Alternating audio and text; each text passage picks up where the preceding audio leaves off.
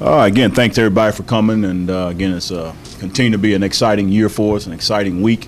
I want to talk about really a lot of the positive things that are occurring here. Obviously, number one, we won 6 games. We're bowl eligible. We lead the MAC East. We got ourselves in a position the way you want to be. Then I just want to talk about some of the national things of recognition of a lot of our players there. We and our football team. We're number 3 in the turnovers lost. We only have 9 turnovers that we've lost this season. That's excellent.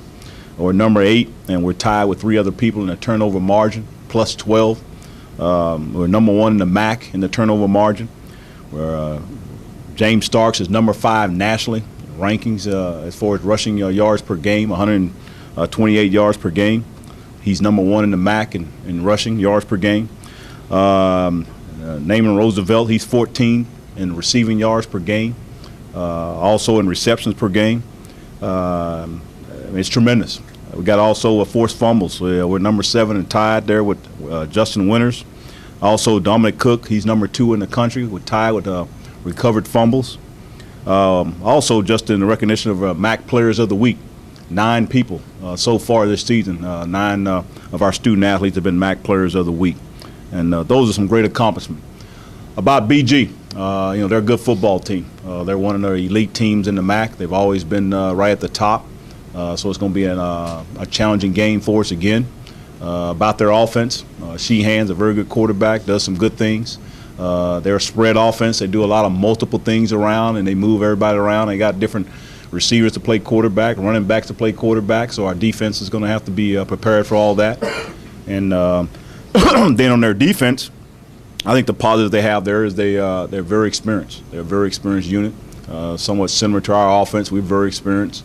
They do some blitzing. They mix it up. But the biggest thing that they have is they're very much so a very experienced team. So we'll go ahead and open up to some questions.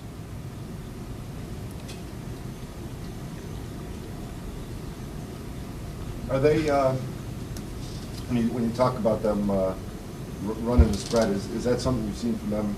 That's something you've seen from them in the past, right? Oh, yeah, they've been a spread offense. No. It's nothing that presents any particular challenge. And it seems like they rely a lot more on the passing game, just looking at their stats, than they do running the ball. That's the idea, is they're going to move it around. Right. They move it around. They do a lot of gadget-type plays, we call it. They put people in all different places. They always have a 2 or 3 multiple things that they do and try to catch you off guard on putting their Sheehan at all different places. Again, they got 2 or 3 pretty good receivers that they can move all over the place. And then they mix in their run. So they do a good job their spread offense, and they've been very successful with it. Andre, what kind of challenges does that present when you start assessing them on tape? They're a gadget team, so we just got to be disciplined. That's the key thing to the game. It's just don't get out of our fits and don't fall for any tricks. So it's going to be a little difficult, but all we got to do is stay disciplined. It's not a real crazy scheme that would catch us off guard. So it's something pretty simple. We just got to stay disciplined. Is it hard to maintain at this point, given the emotion that's involved in this game? It's real hard because this game counts for a lot, and but we control our destinies. We just got to stay down to earth and just keep our cool and just play our football.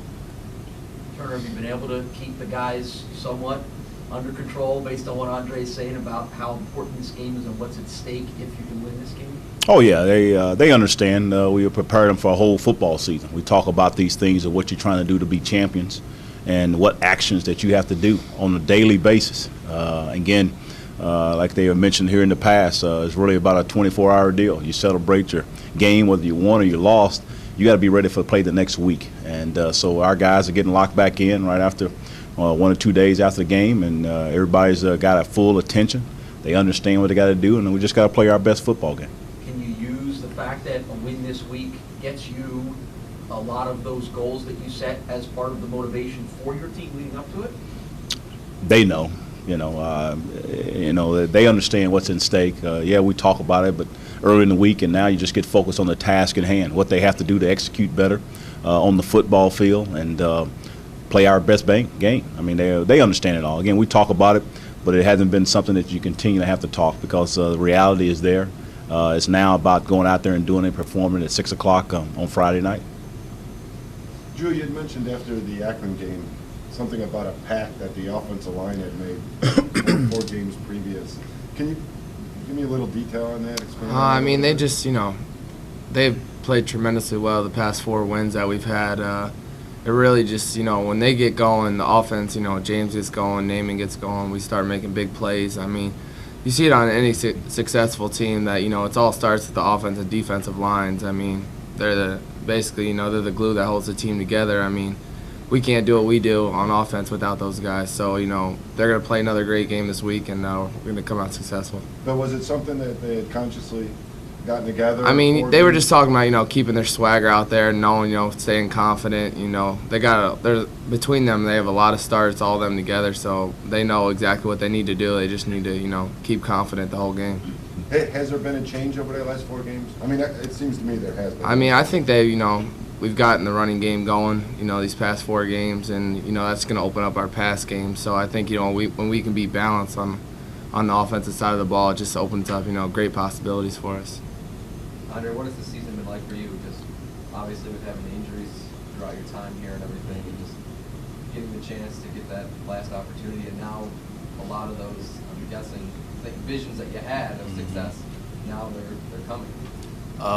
The season's been very good for me, especially coming off of the injuries I had.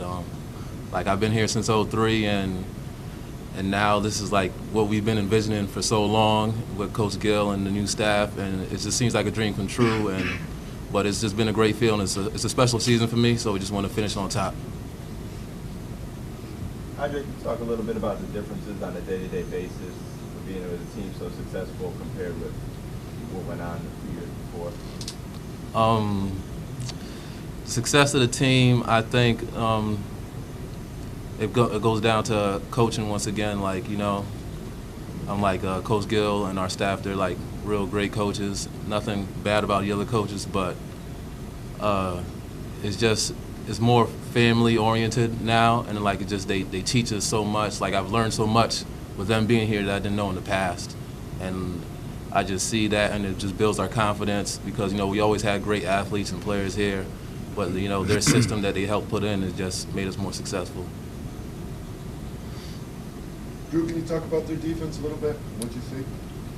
Like Coach Gill said, their experienced group, pretty much, the same team we played last year.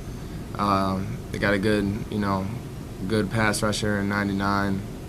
30 is a good middle linebacker, and secondary's experience. So, I mean, just like another MAC defense, they got some really talented players, but I think we can do everything we want to do out there.